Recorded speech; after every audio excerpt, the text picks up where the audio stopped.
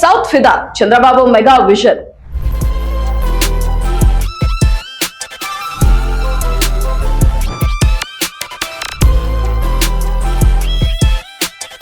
South India మన దేశ ఆర్థిక వ్యవస్థకు వెన్నుముక్క. కానీ సాధారణంగా ఏపీ, తెలంగాణ, కర్ణాటక, తమిళనాడు ఇలా ఎవరికి వారే తమ రాష్ట్రం డెవలప్ అవ్వాలని పోటీ పడుతుంటారు, పెట్టుబడుల కోసం ఫైట్ చేస్తుంటారు. కానీ ఈ రాష్ట్రాలన్నీ ఒకటైతే, ఒకే మాస్టర్ ప్లాన్ తో పనిచేస్తే ఊహించడానికే గూస్ బంప్స్ వస్తున్నాయి కదా.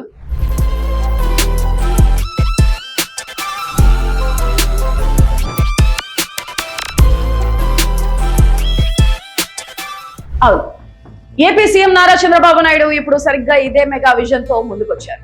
పోటీ పడ్డాం కాదు, కలిసి నడుద్దాం, కలిసి ఎదుగుదాం అంటూ సౌత్ ఇండియాకు ఒక కొత్త దిశానిర్దేశం చేశారు. ఒక్క ఏపీనే కాదు, మొత్తం దక్షిణాది రాష్ట్రాల భవిష్యత్తును మార్చేసే 3 మైండ్ బ్లోయింగ్ ప్రతిపాదనలను ఆయన తెరపైకి తీసుకొచ్చారు. అవేంటో తెలిస్తే మీరు ఖచ్చితంగా ఆశ్చర్యపోతారు.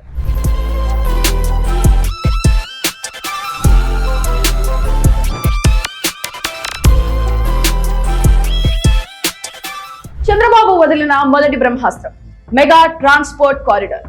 అమరావతి, బెంగళూరు, చెన్నై ఈ 3 మహానగరాలను కలుపుతూ బుల్లెట్ రైలు లేదా హై స్పీడ్ రైల్ కారిడార్ ఏర్పాటు చేయాలన్నది ఆయన ప్లాన్. ఒకసారి ఊహించండి, ఉదయం అమరావతిలో బ్రేక్ఫాస్ట్, మధ్యాహ్నం బెంగళూరులో ఐటీ మీటింగ్, సాయంత్రం చెన్నైలో బీచ్ వాక్. ఈ కనెక్టివిటీ వస్తే ఐటీ, టూరిజం ఇండస్ట్రీస్ ఎక్కడికో వెళ్ళిపోతాయి.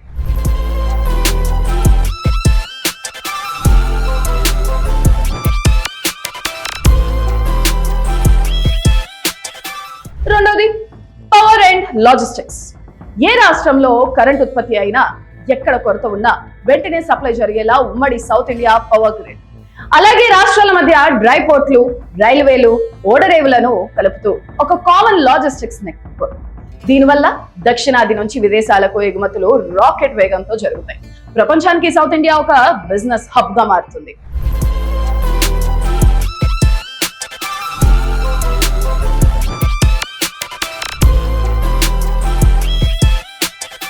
మూడోది అత్యంత కీలకమైనది ఎడ్యుకేషన్ అండ్ స్కిల్స్. ఒక్కో రాష్ట్రంలో ఒక్కో టాలెంట్ ఉంటుంది. మన సౌత్ ఇండియాలోని యూనివర్సిటీలు, స్కిల్ డెవలప్మెంట్ సెంటర్లు అన్ని ఒకే వేదిక పైకి వస్తే, Tamil Nadu automobile skills, Karnataka AP IT skills కలిస్తే సౌత్ ఇండియా యువతకు ప్రపంచాన్ని శాసించే నైపుణ్యాలు అందుతాయి.